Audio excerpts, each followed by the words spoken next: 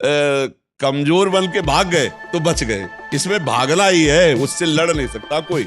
एक बार भगवान व्यास देव जी ने एक श्लोक लिखा कि बलवान इंद्रिय ग्रामो विद्वानमपि कर्षति, इंद्रियां बड़ी बलवान जो बड़े बड़े विद्वानों को भी खींचकर भ्रष्ट कर देती है।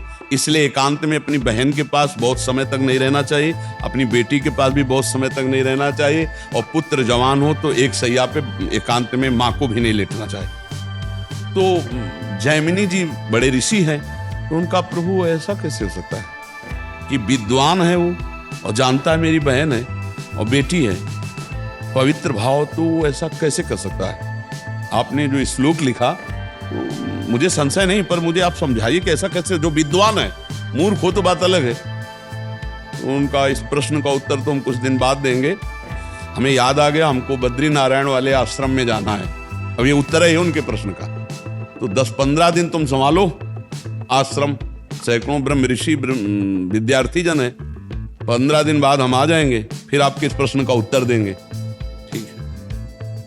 उसी शाम को हल्की सी वर्षा होने लगी। भगवान है व्यासदेव जी, संध्या का समय, 16 वर्ष की अवस्था धारण की, श्याम रंग अरविंदाक्ष नेत्र, और छम छम करती हुई सामने आ गई। और गंगा स्नान करके सब ऋषि जन ऐसे जा रहे थे, सब ऐसे।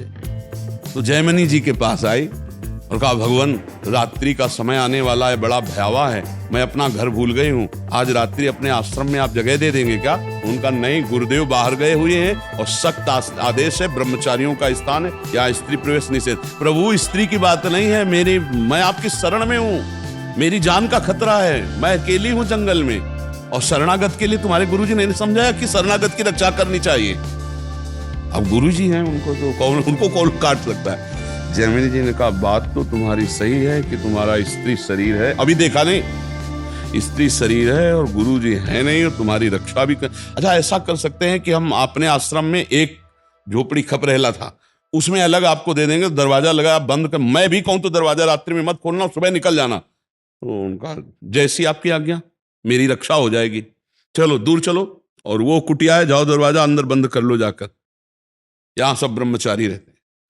अब जाके जो संध्या वंदन करके ध्यानस्थ हुए, फिर दिमाग में आया कि हमने पूछा नहीं कि तुम रात्रि में अकेले कैसे फंस गई, आखिरकार हो कौन, कहां से आई हो, तुम्हारा ब्याह हुआ है कि नहीं हुआ है, विविध प्रकार का उसी का चिंतन होने लगा।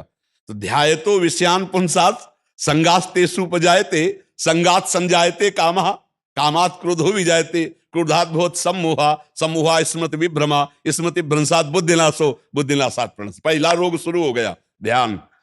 जहां प्रभु का ध्यान होना था वहां तो चरण देखे थे बड़े ही सुंदर, उनका मुख कितना सुंदर होगा। अब गए, अब इतना सब करते हुए रात्रि तो हो ही गई थी, दरवाजा खटखटाया, तो उन्होंने कहा दरवाजा तो नहीं खुलेगा, बोले मैं जैमिनी जी हूं, बोले नहीं, जैमिनी जी ने मना किया है कि सुबह नहीं खुलेगा दरवाजा। तो अब खपरा हिलाए थे, कोई लिंटर तो था ले खपरा हटाए, बांस हटाए, कूद गए, देखा तो वो सुंदर रूप, क्योंकि भगवान ने धारण किया था, श्याम रंग, छटा छा रही थी एकदम, इंद्र नीलमणि कांति, नव यौवन अवस्था, देख के मुग्ध हो गए।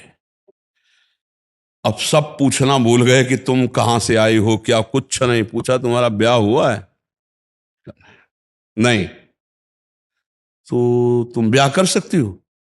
हाँ। हमसे कर सकती हो? बोले आप जैसा ऋषि मिले तो फिर क्या कहना, ब्याह तो कर ही लेगी। तो उनका, फिर ब्याह कर लो हमसे। तो उनका शर्त है, जहां आप स्नान करने गए थे वहां काली जी का मंदिर है, वहां तक अपना मुंह काला करो, हमें पीठ में बैठा लो और वहां तक ले चलो, फिर वो आम जयमाला डाल देंगी तुम्हारे। तो सोचा अंधेरे का मामला है, बोले ठीक है। काम कितना प्रबल होता है, मुंह काला किया, पीठ में बैठा ला, घुटने के बल चले, जब वहां पहुंचे तो 2 थप्पड़ मारे। तब उन्होंने देखा तो भगवान भगवान व्यासदेव जी ने कहा, श्लोक गलत है कि सही? बोले गुरुदेव सही है, क्योंकि इतने बड़े विद्वान जैमिनी ऋषि, तो बोले तुम्हारे लिए तो संपूर्ण जगत जननी के भाव में देखो या बेटी के भाव में देखो या बहन के भाव में देखो, तुम्हारा भाव क्यों बदल गया? इस श्लोक में लिखा है कि गलत है कि? बोले गुरुदेव पक्का सही, अब कभी जुड़ रहा। तो ये बात है कि बड़े बड़े विद्वानों की बुद्धि एकांत में संयोग प्राप्त करने के लिए भ्रष्ट